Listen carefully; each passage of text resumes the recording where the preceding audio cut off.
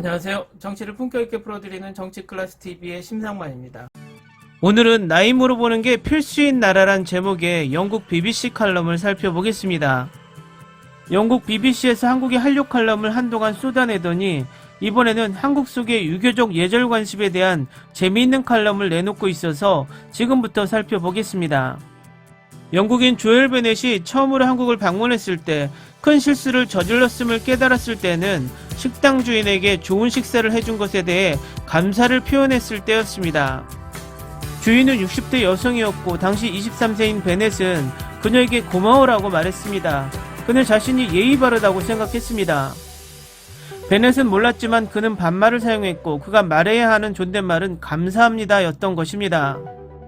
현재 33세인 베넷은 고맙다는 말을 할 수 있는 방법이 이렇게 많은지 몰랐습니다. 항상 감사하다는 말을 감사하다고 생각했습니다라고 말했습니다. 어쨌든 한국 문화에서는 식당 주인보다 수십 년 연하인 베넷이 존댓말을 사용해야 한다는 것입니다. 한국어 음성의 여러 수준의 복잡한 언어 시스템과 같이 세계에서 가장 복잡한 언어의 하나로서 설명되어 일정한 연령, 사회적 지위와의 친밀감의 수준에 따라 사용하는 언어가 다릅니다. 그렇기 때문에 한국에서는 누군가를 만나자마자 나이를 공개하라는 요청을 항상 받습니다.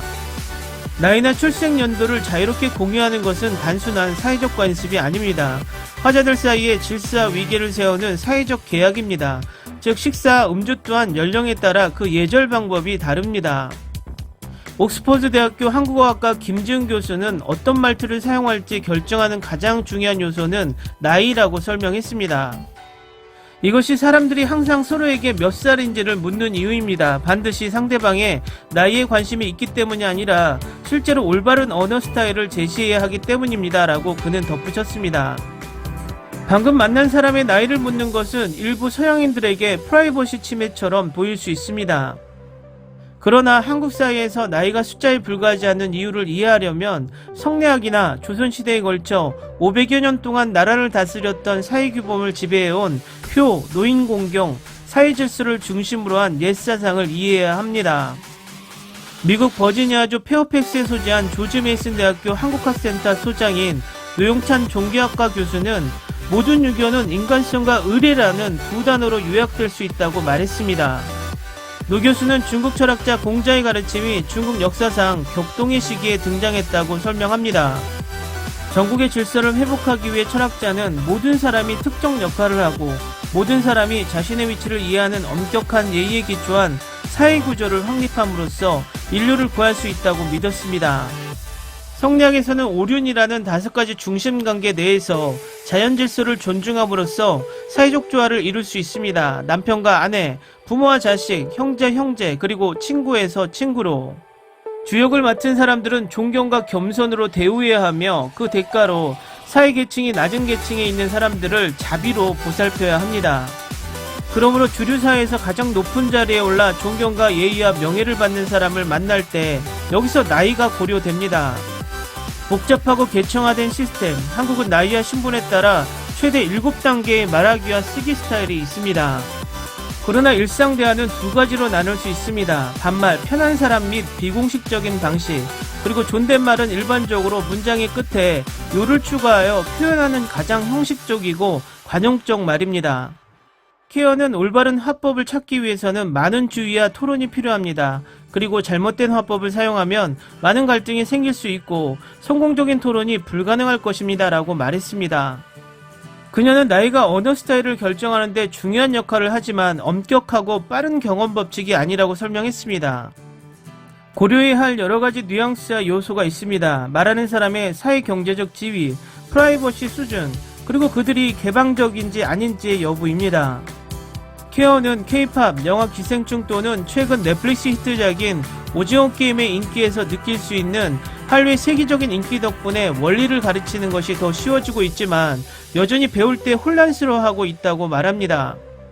존댓말이 혼란스러운 것은 이것이 외국인뿐만 아니라 한국인에게도 어렵다는 것이라고 말합니다. 대화에서 존댓말은 평범한 한국어 실력을 가진 캐나다 교포 2세인 나는 가벼운 공황 상태에 빠졌고 나보다 어린 나이는 물론 어른들을 화나게 했을지도 모른다는 모든 시간에 정신적 스트레스를 겪어야 했습니다.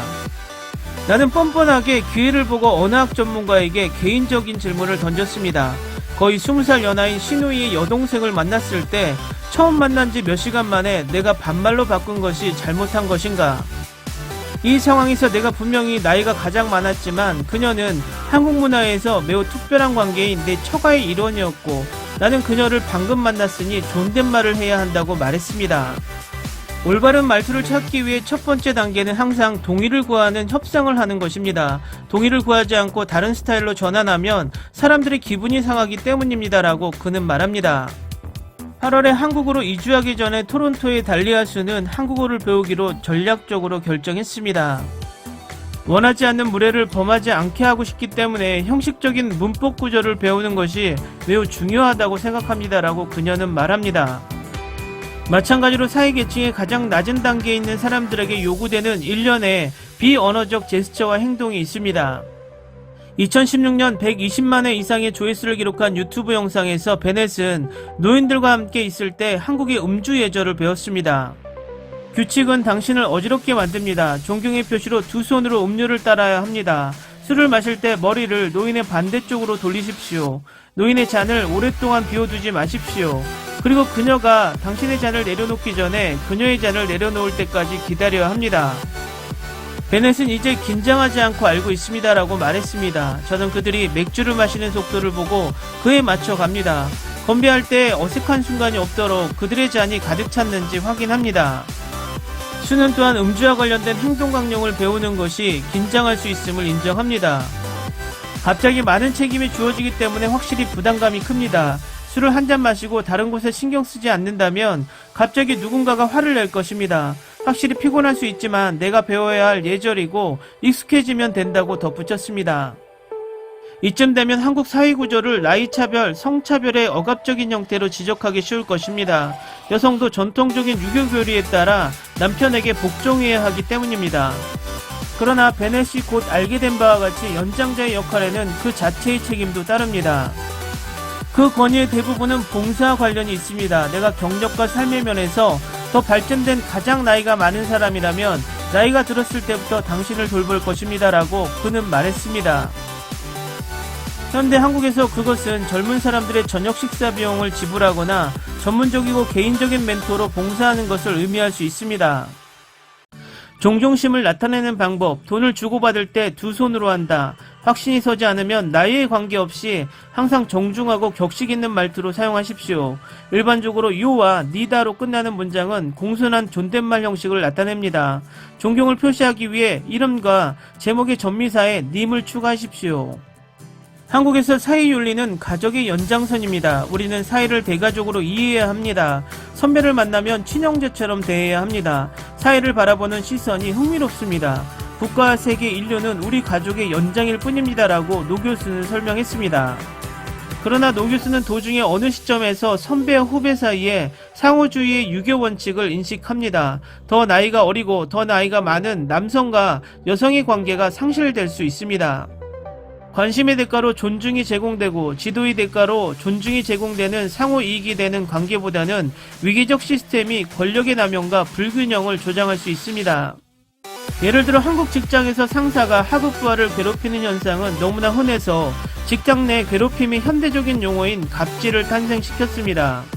그리고 성평등 측면에서도 한국은 OECD 38개 회원국 중 가장 큰 남녀 임금 격차를 꾸준히 기록하고 있습니다. 더욱이 최근 몇 년간 한국의 보수주의자들에 의해 페미니즘 운동에 대한 반발이 거세지고 있습니다. 심지어 제목이 논란이 된 책 한국 현대학자 김경일 씨의 저자 공자가 죽어야 나라가 산다란 책도 존재합니다.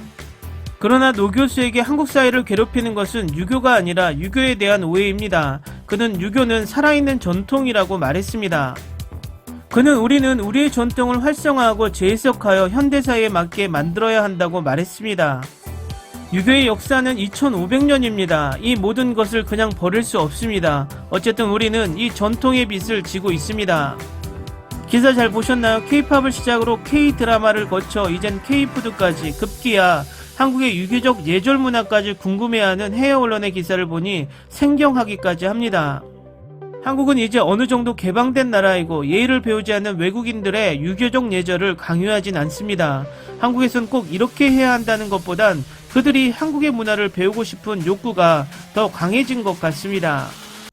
오늘은 여기까지 하겠습니다. 오늘도 생활 속 거리두기 꼭 실천합시다. 당신의 구독과 좋아요는 저에게 큰 힘이 됩니다. 항상 시청해주셔서 고맙습니다.